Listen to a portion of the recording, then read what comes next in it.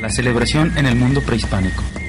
Para los antiguos mesoamericanos, la muerte no tenía las connotaciones morales de la religión católica, en la que las ideas de infierno y paraíso sirven para castigar o para premiar. Por el contrario, ellos creían que los rumbos destinados a las almas de los muertos estaban determinados por el tiempo de muerte que habían tenido y no por su comportamiento en vida. De esta forma, las direcciones que podrían tomar los muertos son: el Omeyocan, paraíso del sol presidido por Huitzilopochtli, el dios de la guerra.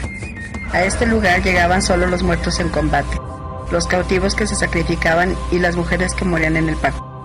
Estas mujeres eran comparadas a los guerreros, ya que había librado una gran batalla, la de Parir, y se les enterraba en el patio del palacio, para que acompañaran al sol desde el cenit hasta su ocultamiento por el poniente. Su muerte provocaba tristeza y también alegría, ya que gracias a su valentía, el sol las llevaba como compañeras. Dentro de la escala mesoamericana de valores, habitar el Omeyocan era un privilegio. El Omeyocan era un lugar de gozo permanente, en el que se festejaba al sol y se le acompañaba con música, cantos y bailes. Los muertos que iban al Omeyocan después de 4 años volvían al mundo, convertidos en aves de plumas multicolores y hermosas. Morir en la guerra era considerada como la mejor de las muertes para los mexicas. Para ellos, a diferencia de otras culturas, dentro de la muerte había un sentimiento de esperanza, pues ella ofrecía la posibilidad de acompañar al sol en su diario nacimiento y trascender convertido en paja. El Tlalocan o paraíso de Tlaloc. A este sitio se dirigían aquellos que morían en circunstancias relacionadas con el agua, tales como los ahogados, los que morían por el efecto del rayo, los que morían por enfermedades como la gota, así como también los niños sacrificados al dios Tlaloc. El Tlalocan era un lugar de reposo y de abundancia. Aunque los muertos generalmente se incineraban, los predestinados a Tlaloc se enterraban como las semillas para germinar. Mictlán, lugar destinado a quienes morían de muerte natural. Este lugar era habitado por Mictlantecutli y Mictecacihuatl. Era un sitio muy oscuro sin ventanas, del que ya no era posible salir. El camino para llegar al Mictlán era muy tortuoso y difícil, pues al llegar a él las almas debían transitar por distintos lugares durante 4 años. Luego de este tiempo, las almas llegaban a Chicuana-Mictlán, lugar en donde descansaban o desaparecían las almas de los muertos. Para recorrer este camino, el difunto era enterrado con un perro llamado Xoloitzcuintle, el cual le ayudaría a cruzar el río y así llegar al Mictlantecuhtli, a quien debía entregar como ofrenda atados de teas y cañas de perfume, algodón, hilos colorados y mantas. Los entierros prehispánicos eran acompañados de ofrendas que contenían 2 tipos de objetos: los que en vida habían sido utilizados por el muerto y los que podría necesitar en su tránsito al inframundo.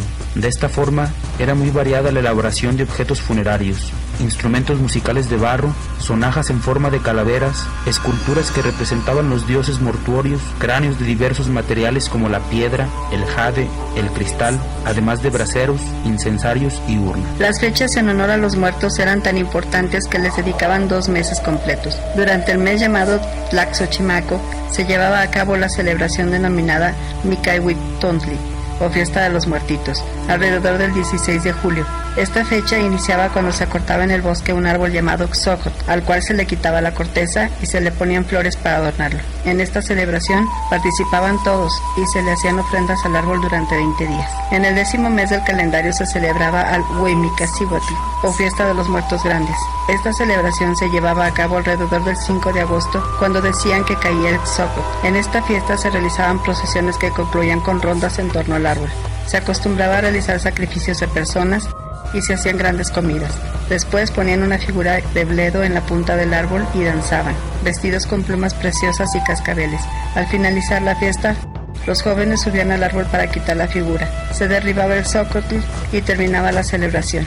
En esta fiesta la gente acostumbraba a colocar altares con ofrendas para recordar a sus muertos, lo que es el antecedente del actual Día de Muertos. En este árbol se creía que era el sitio en donde los bebés que morían iban a renacer de nuevo.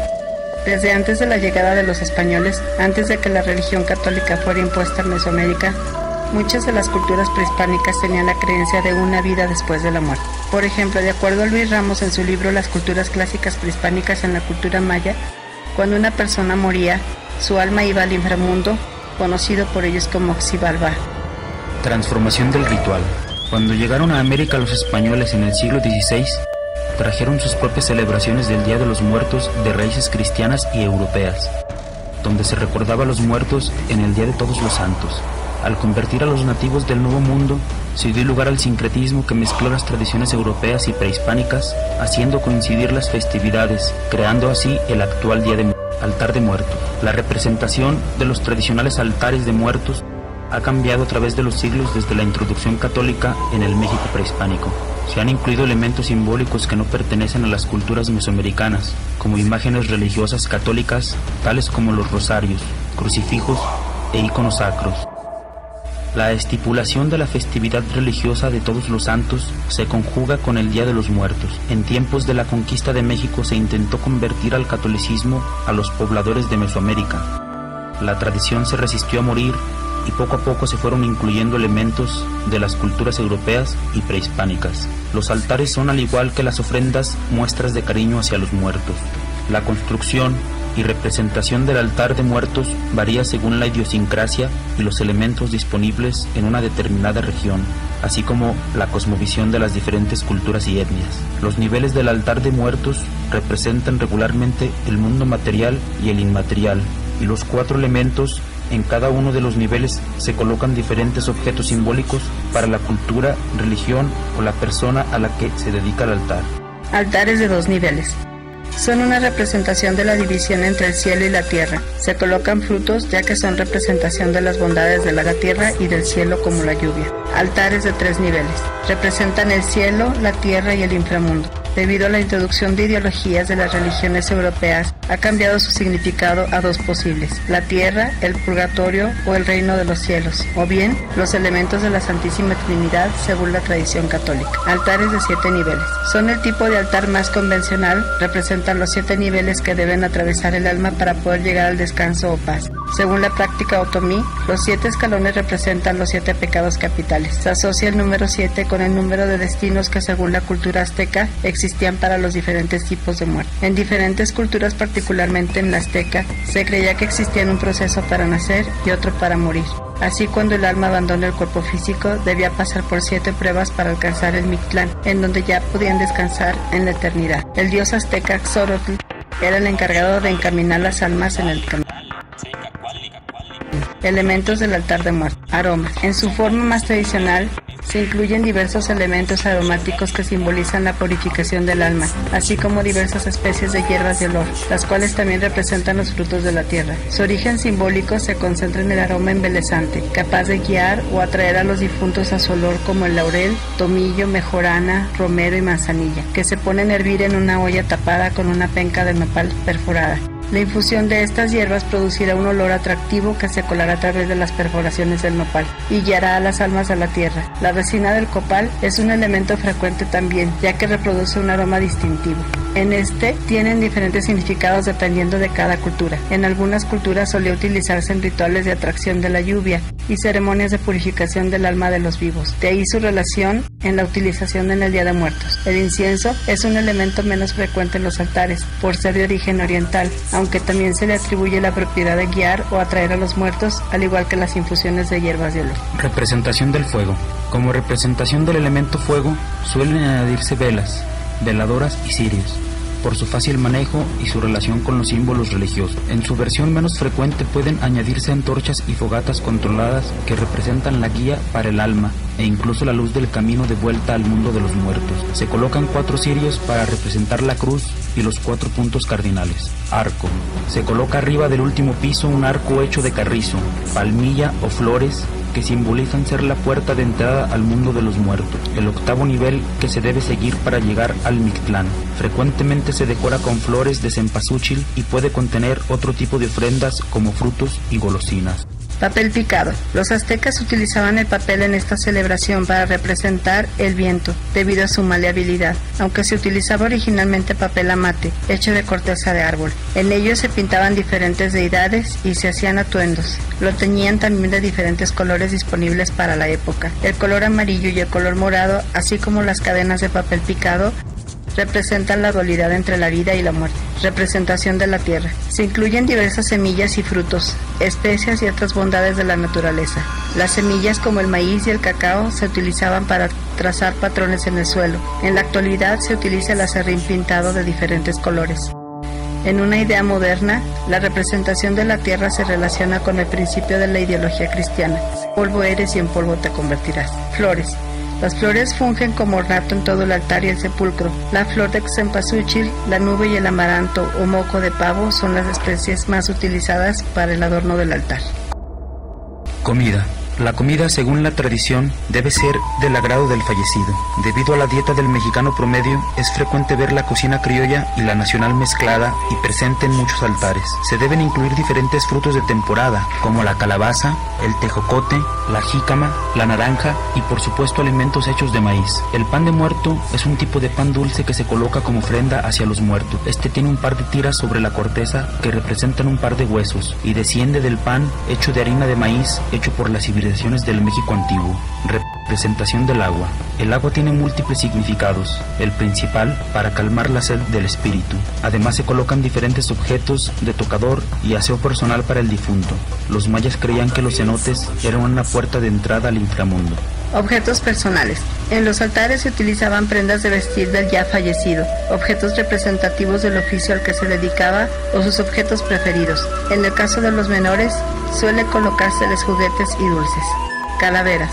Las calaveras son dulces que representan alusiones a la muerte. Estas pueden ser de azúcar o de chocolate, pero también son una burla hacia la muerte y si les escriben el frente del nombre del comprador o de una persona viva a la que se le va a regalar. El posible origen de las calaveritas puede relacionarse con el tzompantli, una hilera de cráneos de guerreros sacrificados colocados en un palo. Se le llama calavera o calaverita también a un fragmento poético o epitafio que constantemente alude a la muerte, dedicado a los personajes vivos como políticos, artistas o seres queridos. La calavera garbancera, mejor conocida como la Catrina, fue creada por José Guadalupe Posada. No se relaciona con una función específica del Día de Muertos, ni con algún atributo específico para honrar a los muertos. Esta caricatura es una representación de una dama de la época porfiriana, una mujer de clase social alta, caracterizada por su aparente intelecto y su sobrerefinamiento que conformó la sociedad alta de ese periodo. Esta caricatura fue diseñada como una burla a las mujeres que escondían su origen mexicano para reemplazarlo por una apariencia refinada y un chauvinismo europeo. La Catrina se considera un elemento de la cultura mexicana, concebido popularmente como una percepción jocosa que se burla de la noción tradicional de la muerte. Elementos religiosos. La cruz. En todo el altar se colocan simbolismos referentes a la cruz, la cual es un elemento que agregaron los evangelizadores españoles con el fin de incorporar el catolicismo entre los naturales de la región y en una tradición tan arraigada como la celebración del Día de Muertos. Una cruz se coloca en la parte más alta del altar a un lado de la imagen del difunto. Asimismo, se coloca una pequeña cruz de sal en el altar que sirve como medio de purificación de los espíritus y una cruz de ceniza que le ayudará al espíritu a salir del purgatorio. Imágenes religiosas. Se coloca una imagen o escultura del santo de devoción de la persona a la que se le dedica el altar. También se coloca una imagen de las ánimas de las benditas ánimas del purgatorio para facilitar la salida del difunto del purgatorio en el caso de que éste se encontrara en el mismo, ya que según la tradición cristiana, si una persona muere sin haber confesado pecados veniales, éste deberá expiar sus culpas en el purgatorio. Rosarios. Se puede colocar un rosario de cuentas en los niveles del altar. En el último nivel, en el caso de ser de 7 niveles, se coloca un rosario hecho de limas y de tejocotes.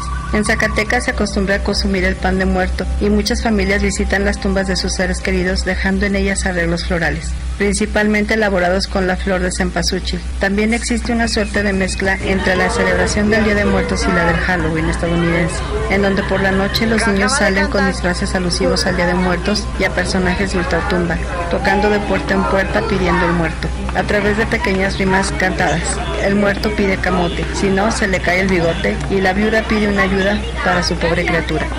Si los habitantes de la casa solicitada dan el muerto, que generalmente suelen ser dulces que depositan en bolsos que llevan los niños, estos recitan una bendición. Esta casa está bendita porque sí nos dieron comidita. O tienen una especie de maldición. Esta casa está embrujada porque no nos dieron nada, siendo el único lugar de la República en donde se entonan dichas rimas. Patrimonio de la Humanidad. En una ceremonia llevada a cabo en París, Francia, el 7 de noviembre del 2003, la UNESCO distinguió a la festividad indígena del Día de Muertos como obra maestra del patrimonio oral e intangible de la humanidad. Dicha distinción fue debido a que la UNESCO consideró que esta actividad es una de las representaciones más relevantes del patrimonio vivo de México y del mundo, y como una de las expresiones culturales más antiguas y de mayor fuerza entre los grupos indígenas del país. Además, en el documento de declaración se destaca ese encuentro anual entre las personas que la celebran y sus antepasados. Desempeña una función social que recuerda el lugar del individuo en el seno del grupo y contribuye a la afirmación de la identidad.